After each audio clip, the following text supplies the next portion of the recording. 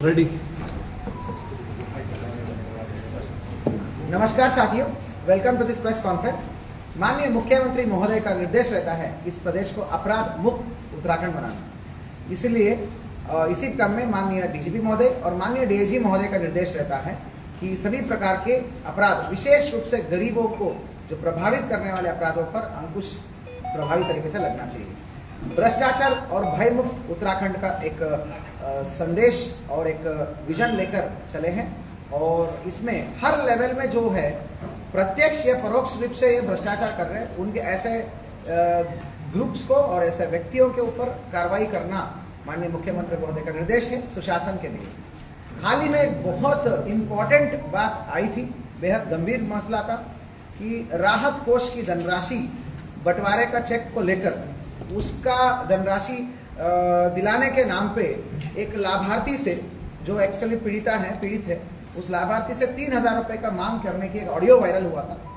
तो एक व्यक्ति है, उसका ऑडियो आ रहा था, वो एक पीड़ित से ऑडियो पैसा मांग रहा था 5,000 के बदले में 3,000 का। तो वो पूरा घटनाक्रम क्या है पता नहीं चल रहा था, तो इसलिए केवल उस ऑडियो के ही आधार पर तत्काल जो है मैंने निर्देश दिया था और मैंने खुद डीएम साहब से वार्ता की। तो हमारी भी आपसी सहमति बन गई, इसको प्रॉपर पुलिस या एफआईआर करके इन्वेस्टिगेशन करके सारी सच बाहर निकाले। तो तत्काल जो है हमने इस ऑडियो का संज्ञान कर लिया है और जो है तहसीलदार द्वारा इसका क्या बोलते हैं एफआईआर पंजीकरण कराए गए हैं तहसील के कर्मचारीगण द्वारा। और इस ऑडियो का संज्ञान लेते हुए ऑडियो के आधार पर हमने एफआईआर पंजीकृत कर दिया। आज जो है अभी तक का इन्वेस्टिगेशन में जो कार्रवाई हुआ उसका प्रोग्रेस मैं दे रहा हूँ, संपूर्ण इन्वेस्टिगेशन का नहीं। दिनांक 28/7 को वादी राजस्व उप निरीक्षक प्रकाश रावत द्वारा वो सोशल मीडिया पर जो विभिन्न माध्यमों से प्रसारित हो रही थी उस ऑडियो का जिक्र करते हुए उस ऑडियो को व्हाट्सएप के माध्यम से हमारे पुलिस को उपलब्ध कराते हुए, तो इसमें दो लोगों के बीच में 5,000 की चेक के धनराशि के लिए 3,000 रुपए का पैसे मांगने का जो बातें आ रही है उस पूरा ऑडियो देकर सुसंगत धाराओं में एफआईआर रजिस्टर करने की एप्लीकेशन लगाई गई। तत्काल उसी दिन रात को हमने 203/24 है ना अंडर धारा जो है 308 subsection 2 which is equal to extortion and 61 subsection b which is equal to criminal conspiracy, तो बीएनएस के अंतर्गत पंजीकृत कराई गई। तो मैंने कल भी बताया था कि क्योंकि घटना बहुत गंभीर है, संवेदनशील है, बात 5,000 की नहीं है, बात गरीबों की है, बात लाभार्थियों से उत्पीड़न की है। तो सीनियर ऑफिसर्स को भी हमने मौके पे भेजा था ताकि संदिग्धों से सख्त पूछताछ, सीडीआर, लोकेशन और टेक्निकल एनालिसिस करनी हो। तो अभी जो टीमें गठित में हुआ है तो उसके अनुसार जो है तो इसमें 2 अभियुक्त हमारे गिरफ्तार हो चुके हैं, मतलब भूमिका बहुत अच्छे से आई है। एक है जावेद पुत्र सकूर है, ये जगतपुरा का रहने वाला है, और दूसरा है उसका साथी सुरजीत शर्मा पुत्र रामधुन शर्मा, ये भी ट्रांजिट कैंप का निवासी है। साथियों, अभी तक का यह तथ्य में आया है कि ये सुरजीत शर्मा और जावेद, इसमें मुख्य अभियुक्त है जावेद है। जावेद क्या करता है, कहने को तो वो ट्रांसपोर्ट का काम करता है, एक्चुअल काम तक जाना उसके पास 1 या 2 गाड़ियां हैं। तो कई वर्षों से वो ट्रांसपोर्ट का एजेंट ऑब्लिक दलाल के रूप में काम करता है। किसी को गाड़ी चाहिए तो गाड़ी बेचता है, किसी को ड्राइवर चाहिए तो अपने साथी जो ड्राइवर रहते हैं उनके वजह से ड्राइवर उपलब्ध कराता है। तो इसी प्रकार दूसरे तीसरे लोगों को भी गाड़ी प्रोवाइड करता है। इसके पास गाड़ी नहीं होता तो दूसरों के गाड़ी को भी कस्टमर्स को लगाता है। इस प्रकार प्रॉपर दलाली में लगा हुआ ट्रैवल एजेंट के रूप में। यहाँ पर यह भी देखने वाला बात है कि ये जो जावेद जो है, वैसे अपराधी इतिहास कुछ आया क्या इसका? है गाड़ी का तोड़फोड़ हुई थी हाल ही में, आपको पता होगा, जिसमें आपने रिपोर्ट भी किया था। डीडी चौक में गाड़ी के एक मतलब एक टैक्सी टाइप का पिकअप टाइप व्हीकल था महिंद्रा का, वो जो पहाड़ की टैक्सी चलती है, उसको गाड़ी रोकने को लेकर थोड़ा सा लेफ्ट में क्या रोक लिया, उसको मार पिटाई नहीं हो गई थी, पूरी गाड़ी तोड़ गई थी। तत्काल मैंने एफआईआर कराया था। वो गाड़ी तोड़ने वाला अभियुक्त कोई और नहीं था, ये जाकिर था। तो ये क्योंकि वो दुश्मनी निकाल रहा था कि उसकी गाड़ी चल रही है कुल मिला के, तो तोड़ मतलब आपराधिक इतिहास तो है ही, गुंडागर्दी हल्का सा करता ही है, छोटे मोटे लड़ाई भी और भी करता होगा। तो ये तो विधिवत रूप से एस्टैब्लिश हो गया कि यह आपराधिक किस्म का है, ट्रांसपोर्ट की दलाली करता है, ट्रांसपोर्ट की एजेंट का काम करता है। अब सेकेंड आदमी है सुरजीत शर्मा। सुरजीत शर्मा भी ऐसे ही इंसान है। सुरजीत शर्मा प्योरली दलाली का काम करता है, वो भी कहने को ड्राइवर है। ये दोनों कई सालों से साथ में जानते हैं, सुरजीत और जावेद। सुरजीत और जावेद की आपस की और भी ऑडियो सामने आई है, हम इन्वेस्टिगेशन में लगा रहे हैं उसको। तो ये क्या करता था, मैं थोड़ा सा पूर्व का इतिहास बताता हूँ। इन्होंने कई ट्रांसपोर्टरों से पैसे ऐंठा है और उनको पैसे नहीं दिए। तो एक हाल ही में शर्मा ट्रांसपोर्टर है उसका, शर्मा ट्रांसपोर्टर की बात सामने आई है। इन्होंने एक पार्टी बुक करी शर्मा ट्रांसपोर्टर को, उसका एक्चुअल बस था। तो किसी ने आया सुरजीत पे, सुरजीत ने जावेद को पकड़ा, उसने पहले से ही कमीशन बांध दिया मेरा इतना रहेगा, जावेद ने और कमीशन बांध दिया इतना रहेगा। बात तो हुई कुछ अमाउंट का, एक्चुअल में गाड़ी शर्मा ने दिया। तो वापस जब पार्टी ने पैसा दिया, पहले तो वो चैन बनते गए, सुरजीत और जावेद हमेशा ऐसे ही करते हैं। तो पार्टी ने सुरजीत को पैसा दिया, सुरजीत ने उसमें मोटा रकम अपना रख के आगे कर दी। तो इन दोनों में पहले से ही पैसे का विवाद था। लास्ट में शर्मा को एक्चुअल पैसा जो प्रॉमिस किया गया था उस ट्रिप का उतना मिला ही नहीं। ये काम कई दफा कर चुके हैं। तो ये चीजें सामने आई हैं। वो शर्मा भी एप्लीकेशन लेके घूम रहे हैं ये जावेद के विरुद्ध, क्योंकि जावेद ने शर्मा को बुक किया था। तो ये चीजें पहले से कर रहे थे। सुरजीत भी कहने को टैक्सी का काम करता है, ड्राइवरी का काम करता है, वो भी टैक्सी एजेंट का दलाली का काम करता है। ये दोनों एस्टैब्लिश्ड दोस्त थे। सीडीआर में हजारों कॉल्स है इन दोनों का, सुरजीत और आपका जावेद का। अब क्या है, सुरजीत ट्रांजिट कैंप पे रहता है, तो जावेद ने थोड़ा दिन पहले एक और नया एक काम पकड़ लिया। वो है तहसील के आसपास जो बेचारे मासूम टाइप लोग आते हैं, उनको ये बहला फुसलाकर उनका फाइल बनाने के नाम पे वो लुभा देता था। तो ऐसा कुछ मोडस ऑपरेंडी नहीं था, स्पेसिफिक कोई कांटेक्ट नहीं था। उसको पता चल जाता कि बहुत गरीब है, इसकी तो केस बनना ही बनना है। तो जो असहायक और मासूम रहते हैं, जिनका कोई वैसे बहुत ज्यादा बैकग्राउंड नहीं रहता, बहुत प्रभावी आई वुड से कि भाई वहां तक जान पहचान नहीं रहती, ऐसे लोगों को बरगला देता था बीच में कि भाई तुम्हारा मैं कराऊंगा, मैं फाइलिंग वाइलिंग कराऊंगा टाइप्स करके उनको फाइलिंग बनाने का एक तरीके से मसीहा टाइप बन जाता था, उनके पैसे लेता था। उन्हीं में से कुछ लोगों से ये पैसे भी कमीशन खाया है, ये बात सामने आया है। पूरा डिटेल्स वो बता नहीं रहा, एक दो लोगों से लिया है। तो सुरजीत शर्मा ने क्या करा, सुरजीत शर्मा और जावेद के बीच में पहले से ही पैसे का दलाली का सब नेटवर्क चल रहा था। सुरजीत और जावेद में एक गैंग बन गई। इन्होंने ये बोला कि भाई मैं ट्रांजिट कैंप से लोगों को लाऊंगा, तू इनके फाइलें लगा दो, जो पैसा मिलता है हम दोनों बांटेंगे। ये अंडरस्टैंडिंग बनी। इसी अंडरस्टैंडिंग के तहत भगवान दास को वो पकड़ता है। तो काफी दिन तक सुरजीत शर्मा भगवान दास को प्रॉमिस करता रहता है, तेरा तो फाइल लग गया, मैं करवा दूंगा, मेरा दोस्त है, मैं करवा देगा। हो क्या गया, दो प्रॉब्लम्स होती है। पहली बात क्या है कि ये आचार संहिता सब लगने के बाद 3-4 महीने से उनका फाइल नहीं प्रॉब्लम हुआ। भगवान दास जो है लगातार सुरजीत के पीछे पड़ गया कि भाई मैंने फाइल लगाया था, मेरे को हुआ नहीं। एक तो वो टॉर्चर ज्यादा हो गया उसको, मतलब ज्यादा पूछने लग गया। दूसरा जो है, वो जो सुरजीत शर्मा है, भगवान दास मूल रूप से एक ही गांव के आसपास के पड़ते हैं। वो डायरेक्ट उससे पैसा नहीं मांग पाता, क्योंकि गरीब मतलब मसीहा बन के काम कर रहा था ना, दिखावे के लिए। ये सुरजीत तो भगवान को ये दिखाता था, मैं तो तेरा काम करा रहा हूँ, हो जाएगा तेरा, हो जाएगा, दूसरा आदमी है वो करा देगा तेरा करके। डायरेक्ट उससे पैसा नहीं मांग सकता, शक्ल खराब हो जाएगी, एक ही गांव के आदमी। तो ये दोनों वजह से ये क्या काम करा, 2-3 महीने से जब हो नहीं रहा था, डायरेक्ट उसने टच करा दी इसको जावेद। अब जावेद और ये टच में आ गए, ठीक है। तो जावेद इसको पहले से ही पैसा मांगने लग गया, क्योंकि जावेद ने इसका फाइल जरूर लगाया था, लेकिन उसको ये बात नहीं पता था कि पीछे इसका फाइल कितने में पास होगा। क्योंकि तहसील का हमारा जानकारी प्राप्त 5,000, 20,000, अमूमन सारे केसेस 3 कैटेगरी में फिट होते हैं। किसी को 5,000 का मिलता है, किसी को 20,000 का मिलता है, किसी को 50,000 का मिलता है। इसने क्या करा, जावेद ने पूरा पढ़ा, बहुत लंबा चौड़ा इलाज हुआ है, गरीब है, इसने अज्यूम कर लिया कि इसको 50 तो मिलना ही मिलना, तो पहले से ही भाव लगा दिया 3,000 लगेंगे तेरा मैं करा दूंगा। इसको ये तक नहीं पता था कि 5,000 में ही अप्रूव हुआ है उस फाइल बाद में, वो भी नहीं पता था। कोई कांटेक्ट नहीं है। सीडीआर में हजारों कॉल जावेद और सुरजीत शर्मा का है, लेकिन कॉल जावेद और भगवान दास में डायरेक्ट है ही नहीं 2 दिन पहले तक। सुरजीत और भगवान में बहुत कॉल्स है, इसी प्रूव करता है लोकेशन से। इसी प्रकार जावेद का किसी भी तहसील कर्मचारी से डायरेक्ट सीडीआर लिंक हो या कुछ आया नहीं है। तो वो केवल लोगों की असहायता और मासूमियत को देखते हुए वो एक दाम लगा देता। भगवान दास ने पहले से उसने दाम फिट कर दिया 3,000 कि तू देगा, तेरा तो हो ही जा रहा है। तो जब इसका अंदर क्या हुआ उसको पता ही नहीं है, पर भगवान दास ने किसी अन्य के माध्यम से पता कर लिया कि इसको तो 5,000 पास हो रहा है। तब उसने एक और गुल खिलाया, अरे तेरा 20,000 का और फाइल चलेगा, बाद में वो भी आएगा। परंतु साथियों, मैं क्लियरली बताता हूँ, एक फाइल हमने तहसील से पूरा बयान के पश्चात जानकारी किया, एक लाभार्थी का या एक पीड़ित का एक फाइल एक ही बार निस्तारण होता है, ऐसा बार बार नहीं होता। इसने अज्यूम कर लिया था कि इसको 50 मिल जाएगा, तो 3 का भाव सेट कर लिया था उसने, एक्सटॉर्शन चल रहा था। इनको ये डर भी हो गया था कि एक दो दिन में चेक भी इसको रिलीज हो जाएगा, हमें पैसे नहीं मिलेंगे, तो ये ज्यादा करने लग गया। ये प्रॉब्लम वहां पे आ गई। तो इसी बीच में एक मतलब एक तरीके से समाज सेवी एक पत्रकार मिले जो है उनको जाके उनको राइट्स दिला के आ गए, तो इनका बैंडा फूट गया वहीं कुल मिला के। अगर वो उनके पास ना पड़ता तो और उनको गुमराह करता। हालांकि क्या हुआ इसमें, भगवान दास ने एप्लीकेशन तो लगाई, वो परस्यू कर रहा था, पर वो जब एडमिट हुआ था, आशा देवी इसकी वाइफ ने एप्लीकेशन लगा दी थी।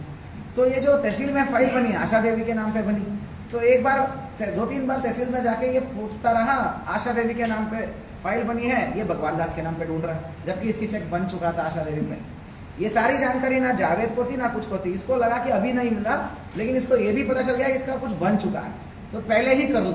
इस प्रकार जो है एक्सटॉर्शन की कार्रवाई चल रही थी।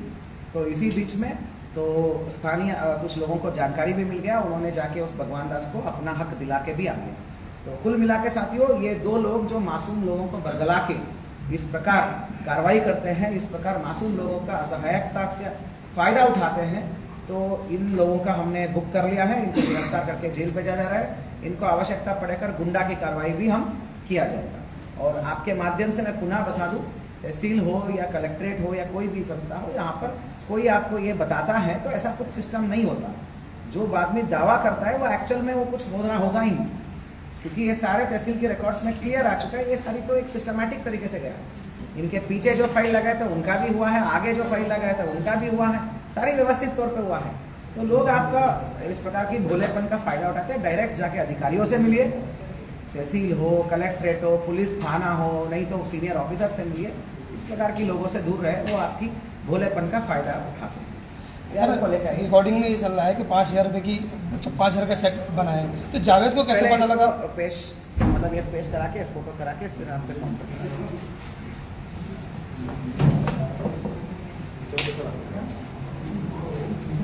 ये सब के लिए मेरे पास है एक चीज। जब मैं ऑफिशियल प्रेस कॉन्फ्रेंस एंड कर दूंगा ना, फिर आप सवाल जवाब आपका चालू रखिए, कि हमारा वाला एंड करो।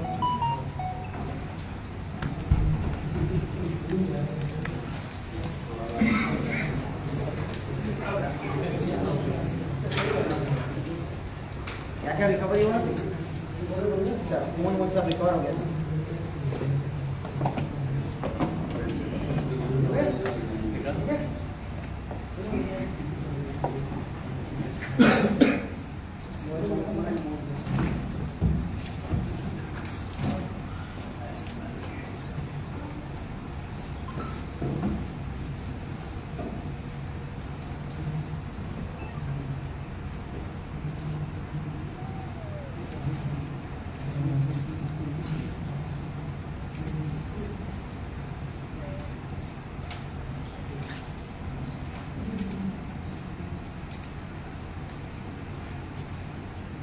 मैं पुनः आपके माध्यम से बताना चाह रहा हूँ, कोई भी लोग मतलब आपके मीडिया के माध्यम से बताना चाह रहा हूँ, ये सुशासन और ट्रांसपेरेंट गवर्नेंस में जो हमारा माननीय मुख्यमंत्री महोदय का विजन है, तो उसमें यही है कि छोटे स्तर पे जो लोगों को गुमराह करके, उनको बहला करके, उनको डरा धमका के इस प्रकार की उत्पीड़न करते हैं, उनको हमारे संज्ञान में लाइए।